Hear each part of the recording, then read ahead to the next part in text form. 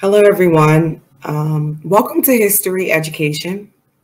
Thirsty Thursday, thirst after righteousness, right? My name is Queen Kim, and I am coming to you on behalf of Women Abiding in the Word of Yah movement, hashtag Israel, where Yah is our covering in this movement, right? So today is our history education that we have every single Thursday, coming forward through YouTube and posting videos on our Facebook page. So please like, share, and subscribe, okay? As you can look at the slide, today we were going to be talking about George Stinney Jr., all right? Some of you may have heard of him. Some of you may not even know who he is. He probably came across your television. I asked my youngest child, and she said she saw him on a TikTok, which was interesting. But today we're going to talk about him, and we're just going to learn about our history. All right. I do give a disclaimer to please, listen to this video, watch this video before you show it to your children. Just to make sure, you want them to see this at this time, okay? All right, so let's dig into history education. Yes, this is George Stinney Jr., a picture of him when he was in the South Carolina Penitentiary jail, all right? Yes, he is a Black, beautiful young man, young prince, and he only lived to see the age of 14. George Stinney Jr. was born in October 12, 1929. He died June 16, 1944. He was wrongfully accused of murder of two white girls. Wrongfully accused of murder of two white girls. This picture was taken when he was in a penitentiary. George Stinney Jr., he was born in Pinewood, South Carolina. The cause of his death, he was executed by electrocution. All right. So that's how this young prince died. But let's dig into a little bit about his family, right? Some things that we don't hear, like his mother, his father, his brother, his sisters. Take a look at the map that you see right here. You can see Alakulu, South Carolina. So this is where all of this was taking place, down south, right? Around this time frame, okay? So George Stinney Jr.'s family, his mother's name was Amy Stinney. His father's name was George Stinney. Okay. He had two brothers. John was 17 and Charles was 12. His sisters, Catherine was 10 and Amy was 7. So Amy has the name of her mom, right? So that gives you a little history of, his family. He had two brothers. He had two sisters. He had a mother and a father in the household, right? Think about that. Just think about it. His dad worked at the town's sawmill, right? And when he worked at that town sawmill, he lived in like company housing. So that meant, being though he worked at that sawmill, he was able to live in the company housing, right? So he's working for the company, so there's housing for the company if you work there, right? In this particular neighborhood, around this particular time frame, white and Black neighborhoods were separated by railroad tracks, right? And the family resided in company housing, okay? So that kind of gives you just a little bit of history of his family, the location where he was at, about his dad's job. Just a little bit about that. The town was typical of a small southern town of that time. So given segregated schools and churches for white and black residents, there was limited interaction between the whites and the blacks, okay? And when we say segregated, right, we know in the United States, racial segregation is a systematic separation of facilities and services such as housing, healthcare, education, employment, and transportation on racial grounds, right? The term is mainly used to reference the legally or socially enforced, basically segregate, separate, white, black. But if you dig into your history, find out scripture, we was never supposed to be mingling together anyway. But that's a whole nother history class for a whole nother lesson. But let's focus on this right here. I want you to take a look at this picture. And yes, I put in the captions, he didn't do it, because he didn't. And you'll see further along in the slide what happened and how his name was cleared. Yes, those are the two white girls on the side. You can find this picture on the internet as well. Betty June Binnicker. And I'm so sorry, I didn't put her other name in here, but her name is Mary Emma Thames, were found in a ditch on the black side of the tracks after they failed to come home the night before. So I put that there with just those dots because I do, understand that these girls were killed, right? But we know that George Stinney did not do it. And it's sad that he was framed for their murder. But I caught this sentence to be very strange because it says Betty June Bickner. And once again, I did not put her name in there. I do apologize, but her name was Mary Emma Thames. They were found in a ditch on the black side of the tracks after they failed to come home the night before. So these two young little white girls were missing the night before. I was just thinking about that the night before. I don't know. That kind of struck me some type of way, right? But I want to tell you a little bit more about that. So the bodies of them, they were found in a ditch on the black side, right? It's called Alakulu on March 23rd, 1944. Okay, now this is according to the Wikipedia. After the girls failed to return home the night before. There's even parts in here where it says his father even helped with the search.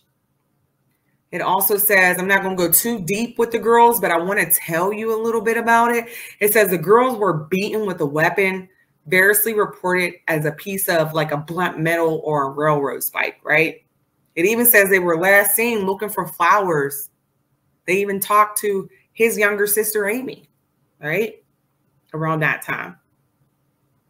But when they found them, the girls had suffered blunt force trauma to the face and to the head. Do he look like he would do that? He's 14. He's 14 years old. The reports were differed of what kind of weapon was used. There was all type of incorrect evidence. I want you to go in there. I want you to read it for yourself. I really do. I want you to read it for yourself. And it also says, according to a report by the medical examiner, these wounds have been inflicted by a blunt instrument with a round head about the size of a hammer. During the autopsy, both of the girls' skulls were punctured. The medical examiner reported no evidence of sexual assault to the younger girl, though the genitalia of the older girl were slightly bruised. Remember that. Okay, so that's just a little bit of history of that, right?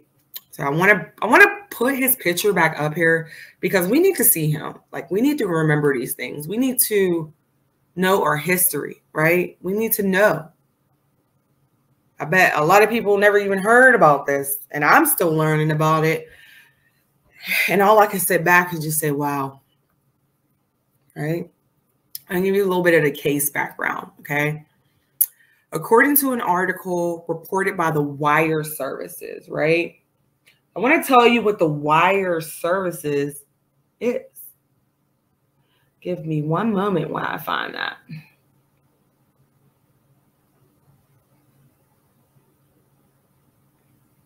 Because right now we're just digging into the case background. So this is according to an article reported by the wire services. Wire services back then, they were a news agency. It was a news agency, which is an organization that gathers news reports and sells them to subscribing news organizations, such as newspapers, magazines, and radio, television broadcaster. A news agency may also be referred to as a wire service, news wire, or news service. So that's basically an organization that's gathering news reports and are selling them, right? They're selling them.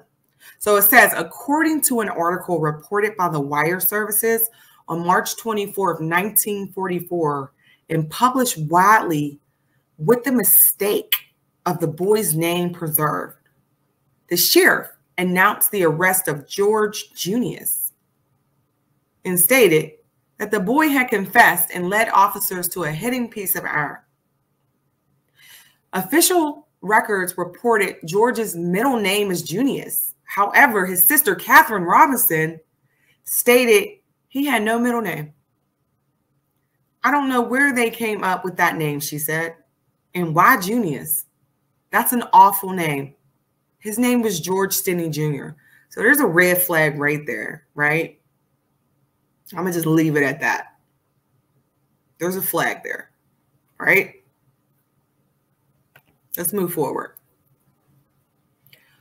The trial. So if you take a look at this picture, I put this picture up, okay? This is Philip Henry Stoll, right? I think, and I'm pretty sure that I said his name right.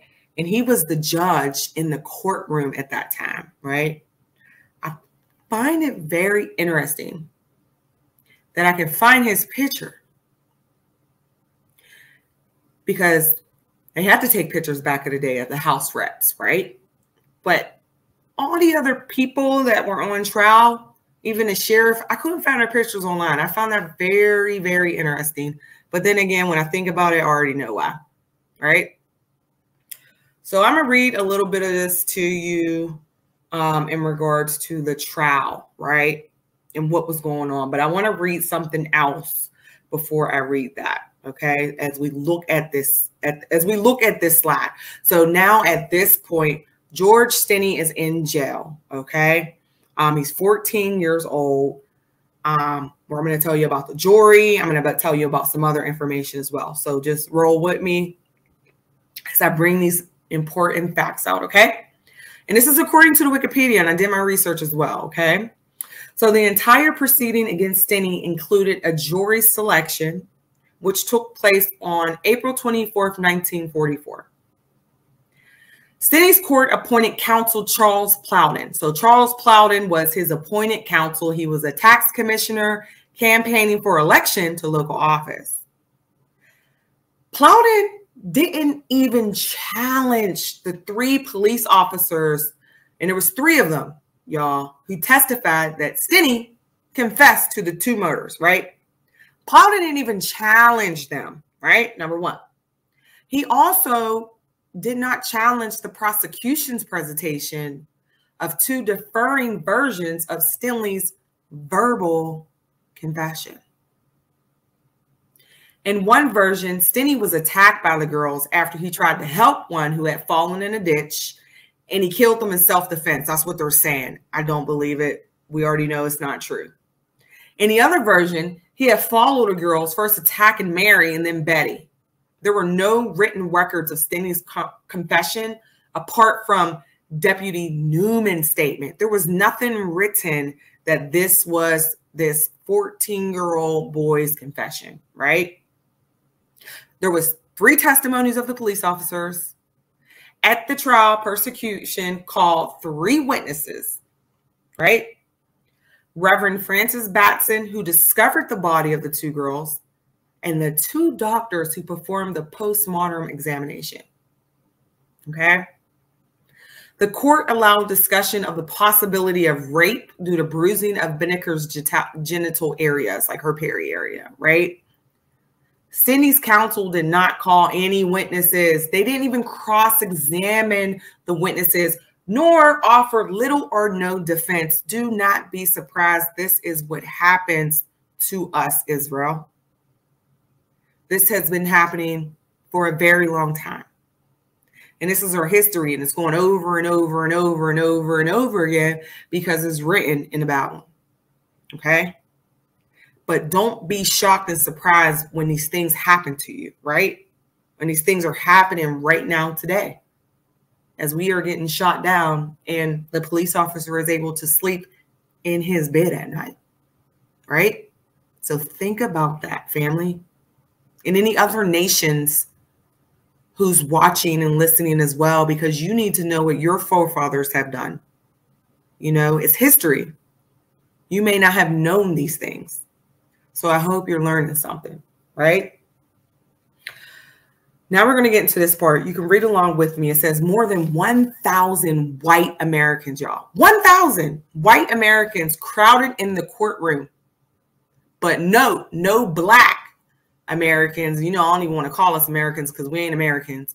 No black were allowed. As that typical at the time, Stinney was tried before an all-white jury.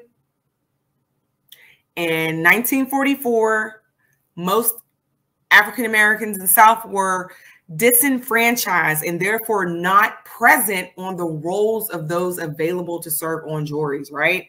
So remember, we're segregated at this time as well. He has an all-white jury.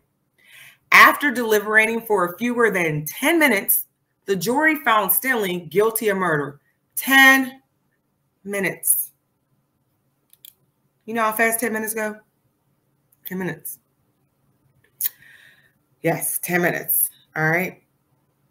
Judge Philip H. Stoll sentenced Stinney to death by electrocution. There is no transcript of the trial and no appeal was found by Stinney's counsel. I had to bring this out. Y'all had to know. You have to do your research. Yes, this is the judge. Only picture I can really find, but this gives you just a understanding of the trial. Can you think about his mom, Queen Amy Stinney, who couldn't even be in that courtroom with her son? Can you think about his father? I didn't tell you before, but he had to move farther out because he could have been lynched around that time. Did you think about his brothers and his sisters and his community? He was all by himself. He had y'all on his side, but the little boy was 14 years old. Think about your son or daughter in a situation like this. I think people tend to forget those things. They forget our history, but we need to know. Think about your 13-year-old, your 12-year-old having to endure so much. As George Stinney had to. George Stinney Jr. I didn't even know the slap was going to get that far, but it's there, and we need to know it. I'm going to show you this picture of him. Yes, this 14-year-old was executed by mistake. Look at his face. Look at him. He is scared. He is afraid. This is what they used to do to us. It's not a figment of your imagination. It's real. And it's history. Do we get upset? Absolutely. Do we need to know? Absolutely. Do we need to educate all nations? Absolutely. Maybe our children will start thinking differently towards each other than what their forefathers have taught them to think about us, right? Look at him. Can you imagine if that was your child in that execution chair? Can you imagine his mother's thoughts when she saw the picture? The family as a whole. Just want to pause for a moment. as we look at this young prince who had to endure this for something that he didn't even do.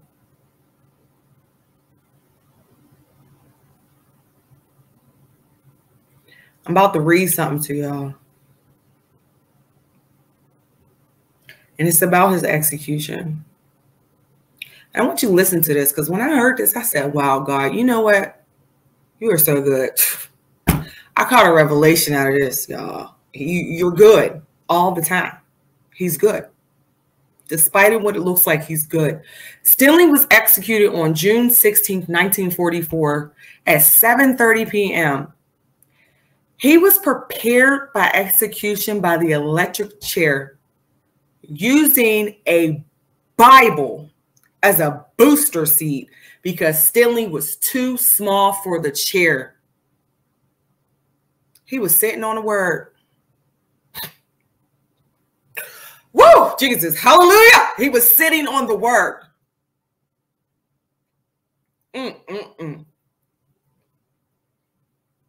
He was sitting on the word, y'all.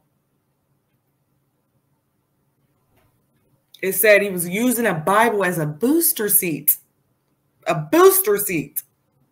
Stinney was too small for the chair. He was sitting on the word. If you ain't catch that, I don't even know what to say. Jesus, thank you, Lord. He was then restrained by his arms and his legs and his body to the chair. And the officer asked George if he had any last words to say before the execution took place, but he could only shake his head. The executioner pulled a strap from the chair and placed it over George's mouth, causing him to break into those tears that you're seeing right now. Like, this is really real. This is really happening. He then placed a face mask over his face, which did not fit him as he continued to sob. When the lethal electricity was applied, the mask cover started slipping off, revealing all of his tears. This persecution was later contested by Terry Evans, the niece of Mary Emma Thames, one of the young white girls that was killed, mother Lula Mae. Terry's uncle, Clyde Barnes, witnessed the execution. Barnes told Evans' father what he saw during the execution, which was then relayed to her years later. Her father stated, he said it was just a rumor that the hood had slipped and they did not put a stack of books under him. He was buried in an unmarked grave. They try to flip stuff all the time. You need to catch it and acknowledge it. But this is what happened to our young prince. This is a 14-year-old prince who was executed by mistake. Okay. And I'm sorry I got emotional during that. I didn't even know. I didn't even apologize. I did get emotional, because these things touch us in a way, because these are our people. So we got to know our history, right? So yes, there was a reopening of this case, right? There was a reopening of this case. His name was George Stinney, right? He was a local historian who grew up in Alikulu. So he started researching the case after reading newspapers about it and articles about it. Please do your history. His work gained attention in the South, right? The lawyers Steve McKenzie and Mac Burgess. And there's additional attorneys that contributed countless of hours of research. Let me tell you something. That's why my mentor, Queen Renee, she always say study, research. You got to dig. You got to look back. You got to figure out the facts of what really happened. We can go on and on and on about that, but you really got to study and look at the facts. He did some research. He pulled historical documents. He found witnesses and evidence and all type of things that the case was all discombobulated, right? He got the civil rights involved. He had North University School of Law. He found all this type of stuff that was hitting in this case, right? It said, if we get the case reopened, we can go to the judge and say there wasn't any reason to convict this child. There was no evidence to present to the jury. There was no transcript. This case needs to be reopened. This is an injustice that needs to be righted. It says, I'm pretty optimistic that we can get the witness we need to come forward. We will be successful in court.